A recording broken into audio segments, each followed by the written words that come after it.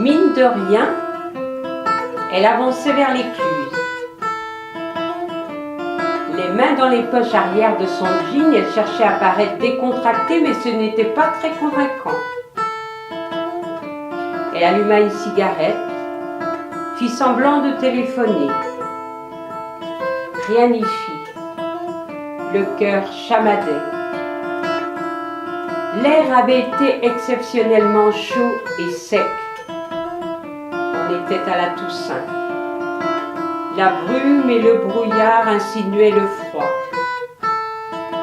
Au matin et le soir, l'air était vif. Le soleil s'appliquait à allonger les ombres, se préparant à sa pâleur d'hiver. Le chemin de halage s'éveillait des feuilles tombées et des bogues écrasés par les cueilleurs de châtaignes, par quelques passages de tracteurs, plus rarement de voitures. Elle se pencha vers le sol et trouva que c'était plutôt sale, que ça dégageait une odeur de pourriture. Vers la droite, les peupliers déplumés plantaient dans l'eau un reflet photographique. Elle regarda l'autre rive sans voir les splendeurs automnales de cette fin d'après-midi. L'eau verte et laquée du canal, la rangée d'arbres rouges et une houle de lumière qui inondait le bosquet d'ormes.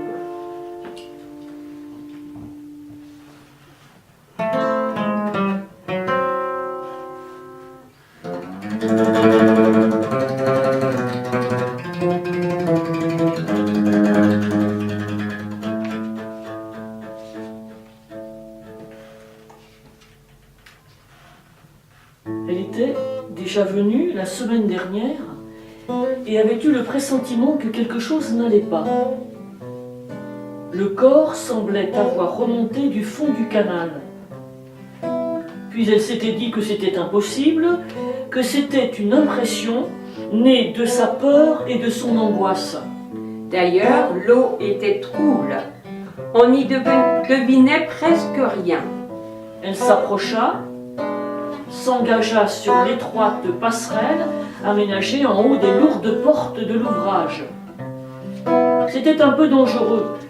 Une planche manquait, il fallait enjamber. Par le trou, on pouvait voir flotter des branchages amassés, une bûche et quelques bouteilles en plastique. En scrutant le fond, ses appréhensions se confirmèrent. Ça flottait, légèrement, si l'on peut dire. La corde avait glissé, elle s'était en partie détachée de la lourde pierre installée trop fébrilement. Et pour cause. Faire vite lui avait paru plus important que faire bien. Maintenant, elle regrettait. Elle imagina tout de suite un plan pour maintenir le cadavre au fond, le charger d'un bon poids et pallier ainsi le lien défaillant, espérait-elle. Elle s'engagea sur l'autre rive, vers un tas de moellons où elle s'était déjà servie. Elle choisit le plus gros que ses bras pouvaient porter, revint et le hissa péniblement sur la rambarde. Elle fut contrariée de voir qu'elle avait griffé la main courante, car parmi ses nombreuses peurs, son obsession était de ne pas laisser la moindre trace. Il lui sembla juste viser sa cible, mais la diffraction créée par l'eau fit son œuvre. La dépouille n'était pas à l'endroit où elle la voyait. Elle alla chercher un autre bloc, et cette fois-ci visa plus à gauche, vers la tête. Sur le ventre. Alors la tête commença à se détacher du corps, remontant un peu, tenue encore par quelques centimètres de ficelle. L'ensemble était stupéfiant d'insolite et d'horreur. Elle se retint de crier et partit en courant. Puis elle se ressaisit au bout de quelques pas, vérifia que personne ne l'ait vue. Personne. Il ne restait qu'une solution. Ouvrir les vannes et laisser le courant faire son œuvre. Pensive et troublée, elle rentra chez elle. Le lendemain, elle subtilisa un outil dans la grange de Charles, son voisin. Elle revint à l'écluse, fébrile, comme folle dans sa hâte de faire disparaître tout ça. Le mécanisme était rouillé, la grosse clé à molette ripa plusieurs fois et lui blessa la main gauche, laissant quelques gouttes de sang par-ci, par-là. Ne manquait plus que ça. Hélas, sa hargne ne réussit pas à faire céder l'énorme écrou. Les portes restaient fermées, leur emboîtement en angle favorisant la poussée de l'eau.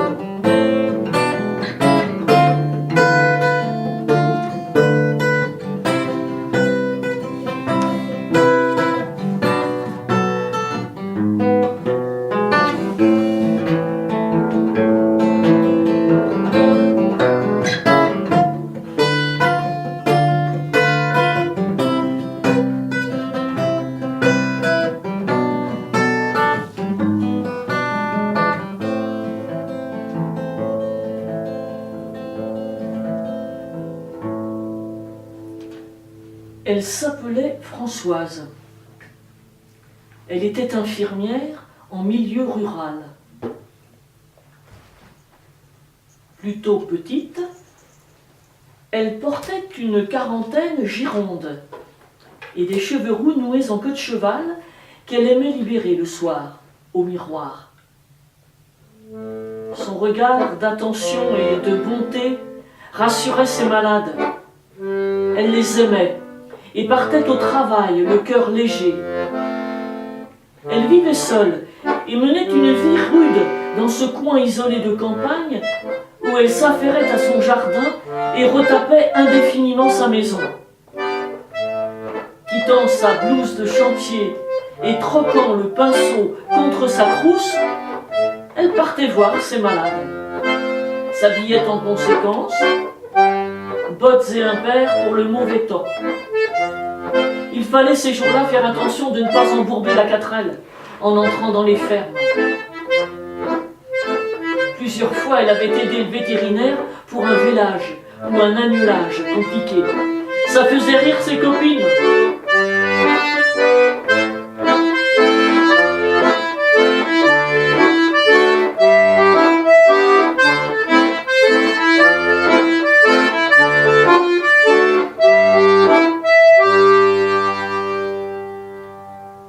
Une grosse ferme du nom de Kercadoret. Mais depuis quelque temps, elle l'appelait Carconnard. Jouxtait sa maison. On aurait dit la même propriété car la cour et le chemin d'accès étaient communs. L'insolence du bâtiment la défiait avec toutes ses fenêtres donnant sur le canal, certaines sans vitres et béant sur des greniers à l'abandon. C'est là que vivait son voisin, Charles de Kerroualan. Tout avait commencé parce que, le jour, la nuit, du matin au soir, il lui fallait l'entendre. L'entendre. L'entendre. Elle avait fait des remarques sans succès, puis avait supplié Charles, mais en réponse, il avait déchaîné contre elle des cris et de la violence. Un jour, de vin rouge, il avait voulu la gifler, mais elle avait esquivé, et c'est lui qui était tombé. Il s'était relevé en rage, elle l'avait bousculé. Elle était à son tour tombée sur le dos, et il l'avait regardée d'un drôle d'air. Depuis, elle se méfiait, se tenant à distance. Mais une musique funèbre était entrée dans sa tête, tantôt à bas bruit, tantôt en tintamarre assourdissant. Entendre. Entendre. Elle aurait pu endurer. On se fait à tout. Eh bien non. Elle était persuadée que c'était fait exprès pour lui rendre la vie intenable. Il n'avait jamais eu un mot, un simple geste pour lui dire « C'est bon, on arrête ».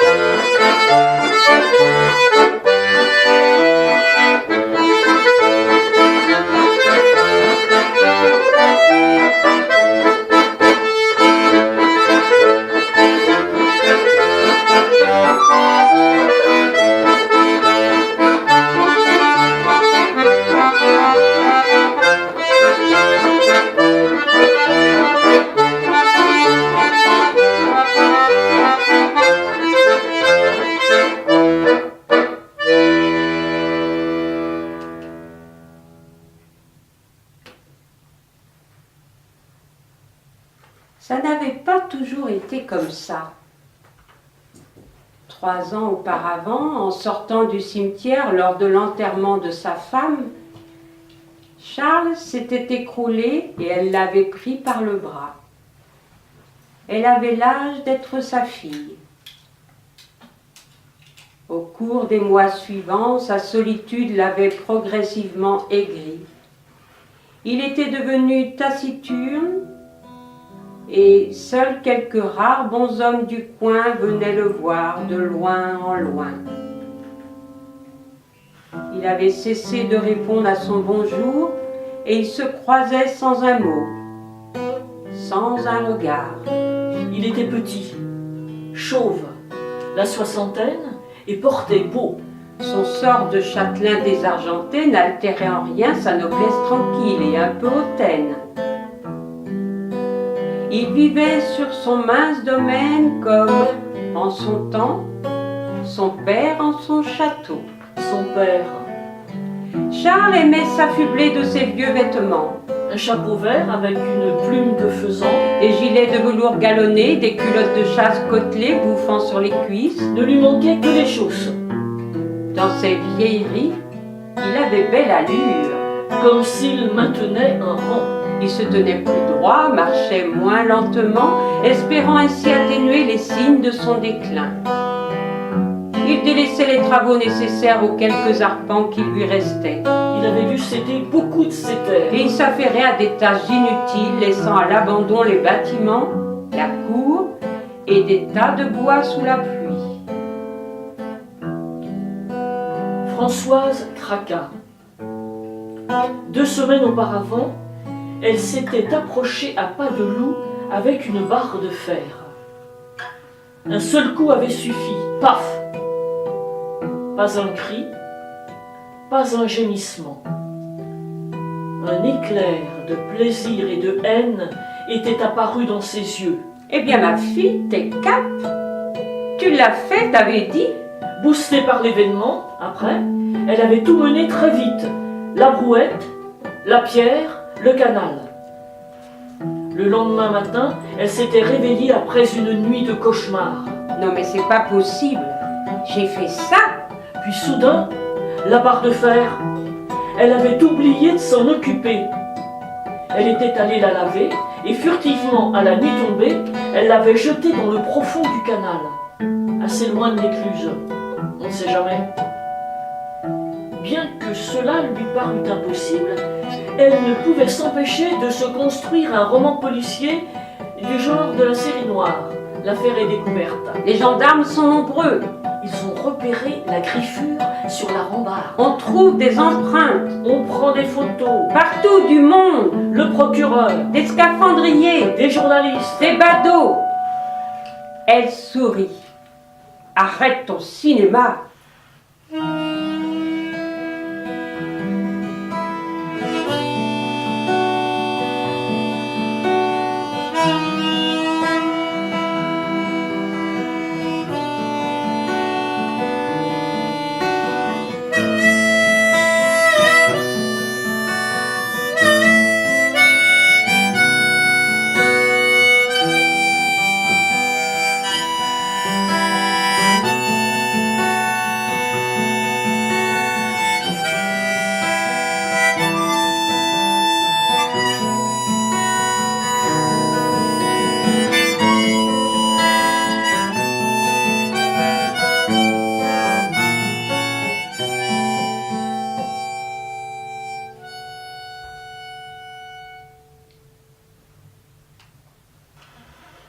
Pendant quelques jours, elle n'osa plus aller à l'écluse, de peur de découvrir des choses nouvelles.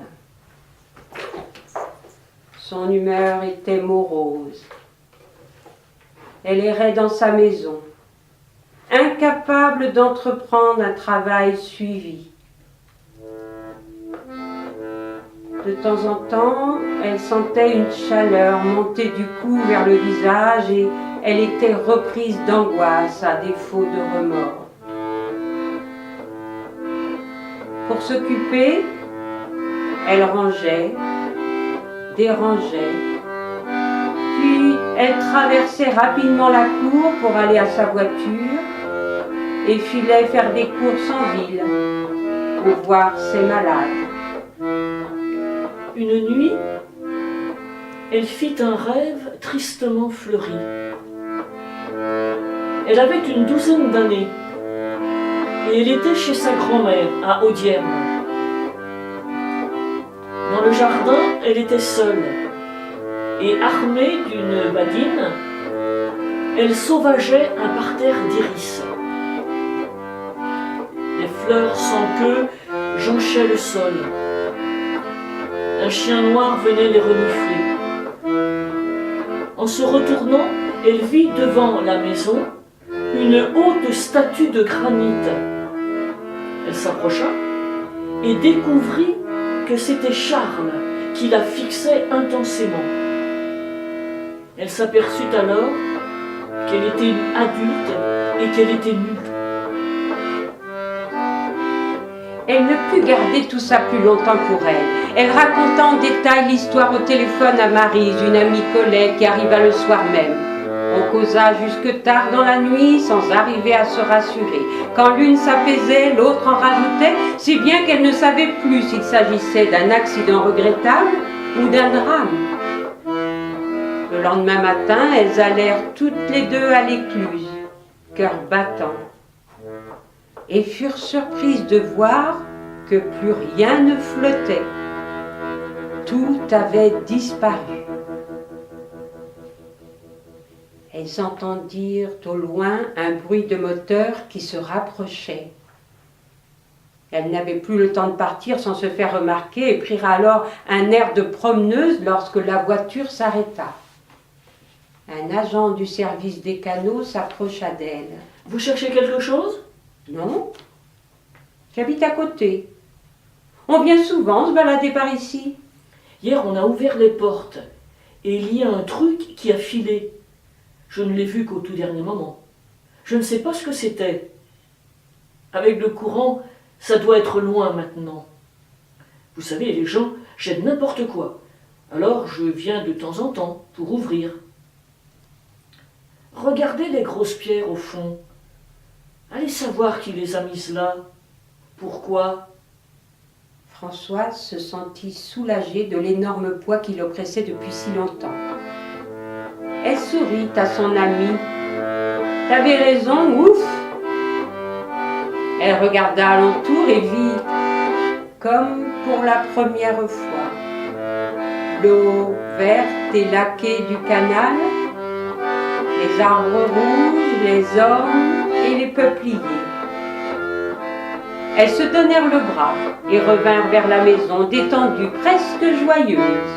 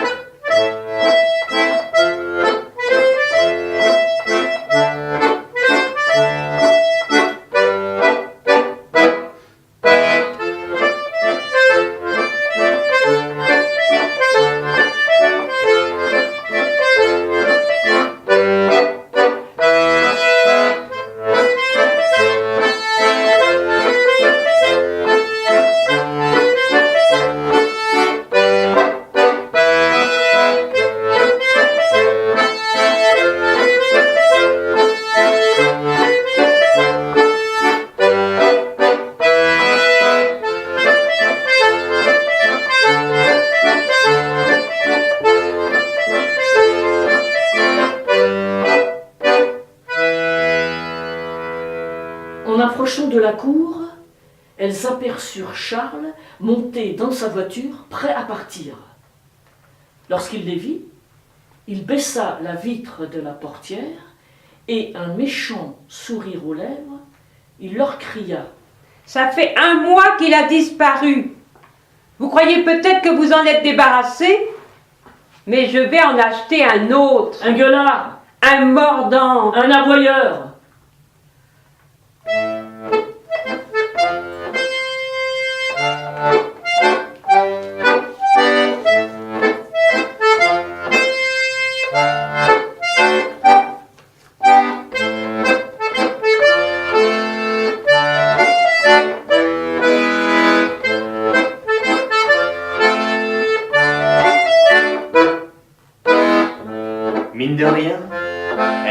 vers l'écluse. Les mains dans les poches arrière de son jean, elle cherchait à paraître décontractée.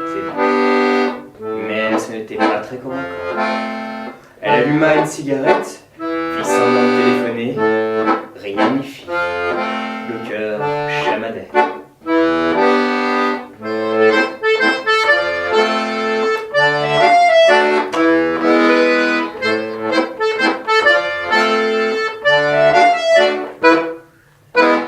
On était à la Toussaint, la brume et le brouillard insinuaient le froid.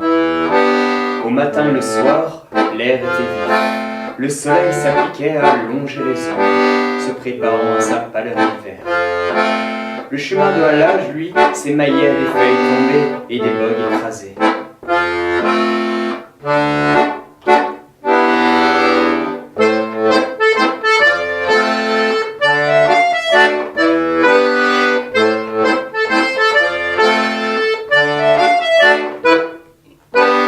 Elle se pencha vers le sol et trouva que c'était plutôt sale, que ça dégageait une odeur de pourriture.